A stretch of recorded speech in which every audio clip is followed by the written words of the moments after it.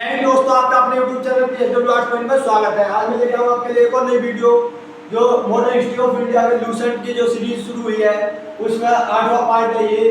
Okay, इससे पहले 7 video हम डाल चुके हैं, उन्हें आप जाकर देख सकते हो चैनल पर। इंडियन पॉलिटी की पूरी सीरीज हम खत्म कर चुके हैं और साथ ही साथ इंडियन ज्योग्राफी हमने पूरी कंप्लीट कर ली है। तो शुरू करते हैं वीडियो को विदाउट टाइम वेस्ट। सबसे पहले बात करते हैं इसमें भारतीय राष्ट्रीय कांग्रेस की। भारतीय राष्ट्रीय कांग्रेस की स्थापना कब हुई थी? 28 दिसंबर 1885 को। 28 दिसंबर 1885 को इसकी स्थापना हुई थी। ओके, और किसने करी थी? एओ ह्यूम, एलन ऑक्टेवियन ह्यूम, एओ ह्यूम। एओ ह्यूम जो है इनके द्वारा स्थापना करी गई थी भारतीय राष्ट्रीय कांग्रेस की। ह्यूम एक अंग्रेज सेवानिवृत्त प्रशासनिक अधिकारी थे, वे उदारवादी थे और भारतीयों के राष्ट्रवादी आंदोलन में पक्षधर थे। ओके, बंबई के गोकुलदास तेजपाल संस्कृत महाविद्यालय में इसकी अध्यक्षता हुई थी। पहले कहाँ पे? गोकुलदास तेजपाल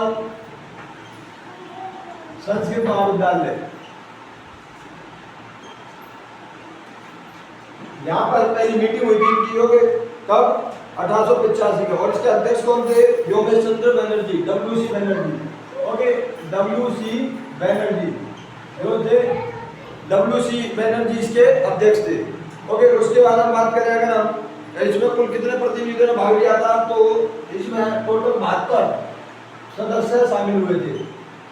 ओके, 72 सदस्य इसमें शामिल हुए थे। जो है कांग्रेस के उदारवादी गुट के प्रमुख नेता थे दादा भाई नौरोजी, मदन मोहन मालवीय, योगेश चंद्र बनर्जी, फिरोज मेहता और गोपाल कृष्ण गोखले, महादेव गोविंद रानाडे इत्यादि। 1905 से 19 तक का काल गर्मपंथियों के उदय का काल माना जाता है। कांग्रेस दो भागों में थी, गर्मपंथी और नरमपंथी।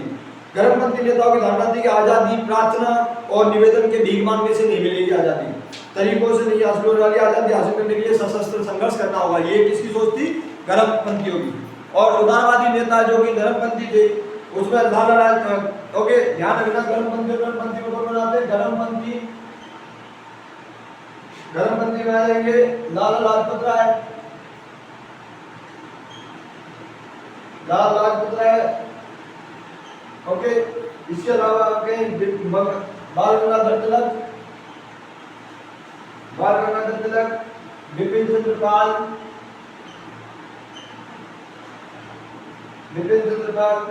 लाल बाल जो थे, और साथ ही साथ अरविंद घोष, सुभाष चंद्र बोस और अरविंदो घोष। ये लाला लाजपत राय, बिपिन चंद्र पाल और बाल गंगाधर तिलक, सुभाष चंद्र बोस, लाल बाल और साथ में सुभाष चंद्र बोस और अरविंदो घोष, ये नेता शामिल थे गर्मपंथियों में। और नरमपंथियों में जो मैंने बताया पहले, जो फिरोज मेहता इत्यादि, क्योंकि दादा भाई नौरोजी, मदन मोहन मालवीय, योगेश चंद्र, ठीक है, ये आ जाएंगे नरमपंथियों में। नरमपंथी में कौन आएंगे? दादा भाई नौरोजी, मदन मोहन मालवीय, इसके अलावा योगेश चंद्र, WC बनर्जी और फिरोज मेहता, गोपाल कृष्ण गोखले, ये सारे के सारे आ जाएंगे नरमपंथियों में। गर्मपंथी और नरमपंथी दो भागों में इस तरीके कांग्रेस हमारे को देखने मिलती है। उसके बाद हम बात करें हम दादा भाई नौरोजी की, तो दादा भाई नौरोजी जिन्हें grand old man of India के नाम से जाना जाता है, वयोवृद्ध पुरुष, grand old man of India, दादा भाई नौरोजी 1886, 93, 1906 में कांग्रेस के अध्यक्ष बने। कब तक? 1886, ओके,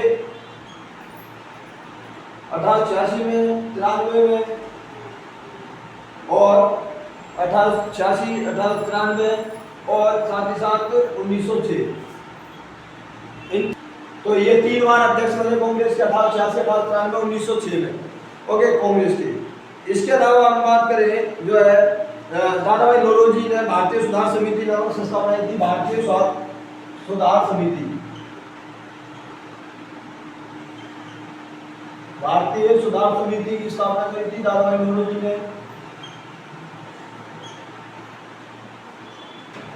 ओके, दादा भाई नौरोजी के द्वारा ही भारतीय सुधार समिति की स्थापना करी गई थी। कब? 1887 में।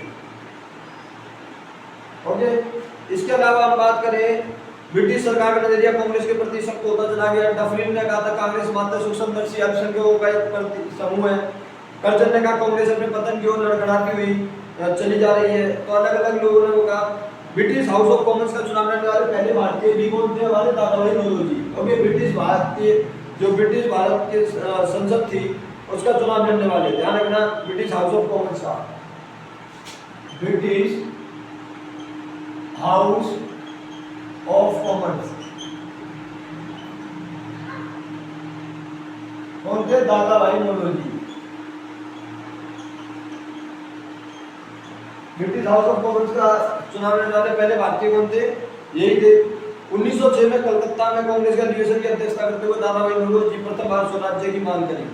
ओके, इसके अलावा आप जानते हैं बंगाल विभाजन के बारे में।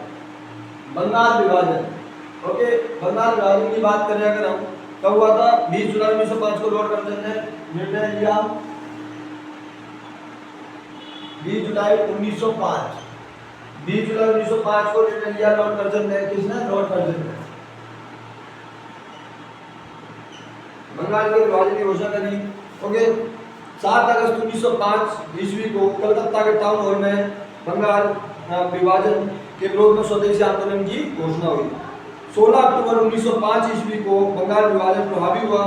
विभाजन के फलस्वरूप बंगाल दो भागों में बट गया, पूर्वी बंगाल, पश्चिमी बंगाल। ओके, कौन से? उनसे पूर्वी बंगाल और पश्चिमी बंगाल। पूर्वी बंगाल और पश्चिमी बंगाल दो भागों में विभाजित हो गया बंगाल। इस तरीके विभाजन के प्रभावी होने के लिए 16 अक्टूबर 1905 को शोक दिवस मनाया गया बंगाल में पूरे में। ओके, क्या? शोक दिवस। इसके अलावा हम बात करें स्वदेशी स्वराज्य आंदोलन की, तो स्वदेशी आंदोलन में वंदे मातरम, बंगाल एक है, हमें विभाजन नहीं चाहिए आदि नारे लगाए गए और ये एक तरह से बहिष्कार आंदोलन था। स्वदेशी आंदोलन कब हुआ था? ये 1905 में हुआ था स्वदेशी आंदोलन। कांग्रेस के बनारस अधिवेशन में गोपाल कृष्ण गोखले स्वदेशी की मांग रखी। स्वदेशी आंदोलन का विचार सबसे पहले आया था कृष्ण कुमार मित्र के संजीवनी में। ओके, कब? संजीवनी पत्रिका थी, उसमें सबसे पहली बार विचार आया था 1905 में स्वदेशी आंदोलन का। और किसने लिखी थी? ये कृष्ण कुमार मित्र ने लिखी थी। ओके, इसके अलावा हम बात करें आगे तो सूरत अधिवेशन जो है वो कई बातों से खास था। सूरत अधिवेशन में 1907 में एक तरह से सूरत अधिवेशन कई बातों से खास था जो हम देखें। 1907 में हुआ था सूरत अधिवेशन। ओके, सूरत अधिवेशन में कई चीजें हुई थी, जैसे कि अगर हम बात करें कि गरम दल और नरम दल जो था उसमें विभाजन हो गया कांग्रेस का, उदारवादी। और उसमें 1907 में कांग्रेस की सूरत अधिवेशन की अध्यक्षता करी थी राज बिहारी बोस ने। किसने करी थी इसकी अध्यक्षता? राज बिहारी बोस।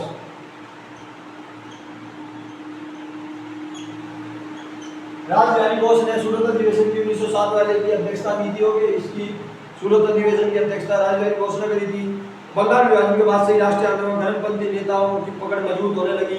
स्वदेशी आंदोलन के समय में ही कवि गुरु रविंद्रनाथ ठाकुर ने आमार सोनार बांग्ला जो है लिखा था। 7 अगस्त 1905 ईस्वी को कलकत्ता टाउन हॉल में एक ही स्थान में 3 सभा की गई और बाद में रविंद्रनाथ टैगोर के आह्वान पर राखी दिवस भी मनाया गया 16 अक्टूबर को।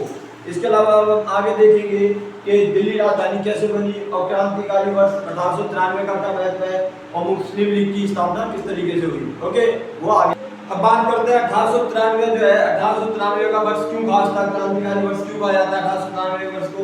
तो 1893 ईस्वी का वर्ष क्रांतिकारी गतिविधि दृष्टि से बहुत महत्वपूर्ण था। इसमें स्वामी विवेकानंद के द्वारा भाषण दिया गया था। स्वामी विवेकानंद का 1893 में अमेरिका के यूएसए के शिकागो में भाषण दिया 1893 में।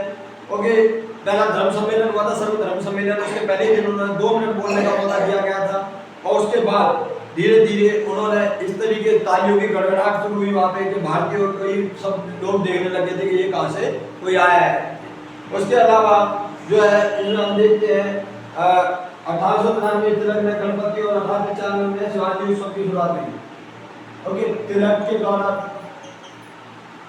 गणपति उत्सव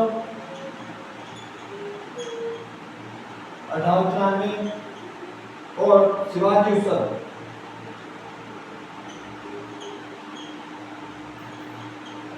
1895 इसकी शुरुआत करी।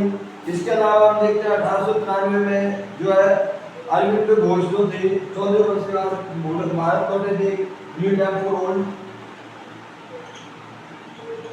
अरविंदो घोष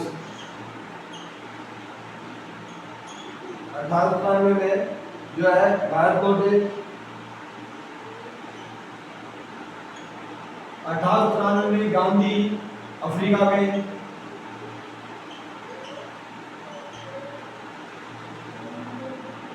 अफ्रीका में गए गांधी जी। ओके, इसके अलावा 1893 में भारत आकर वाणिज्य एनिमेशन भारत आई।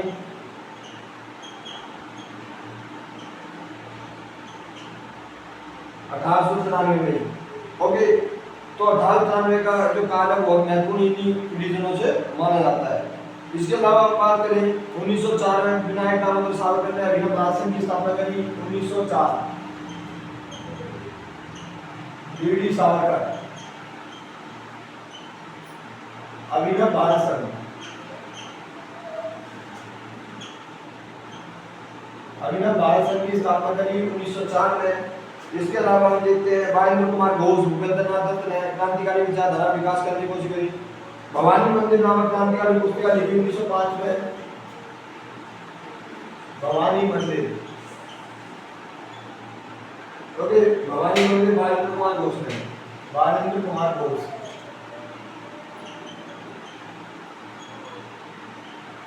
बालेंद्र कुमार घोष के द्वारा जो है ये भवानी मंदिर नामक पत्रिका लिखी गई।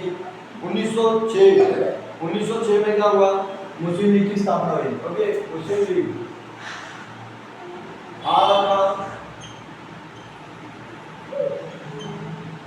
और Salimullah Khan.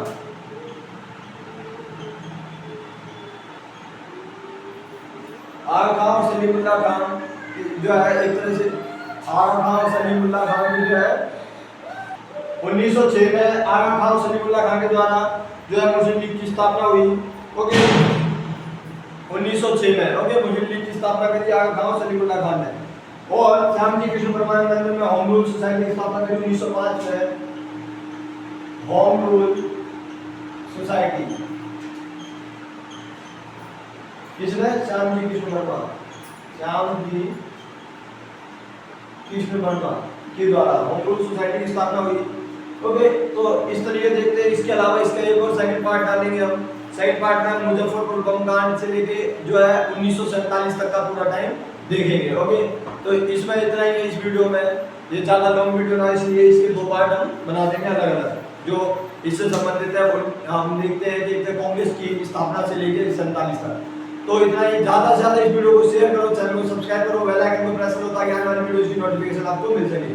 Thank you guys, जय हिंद, जय भारत।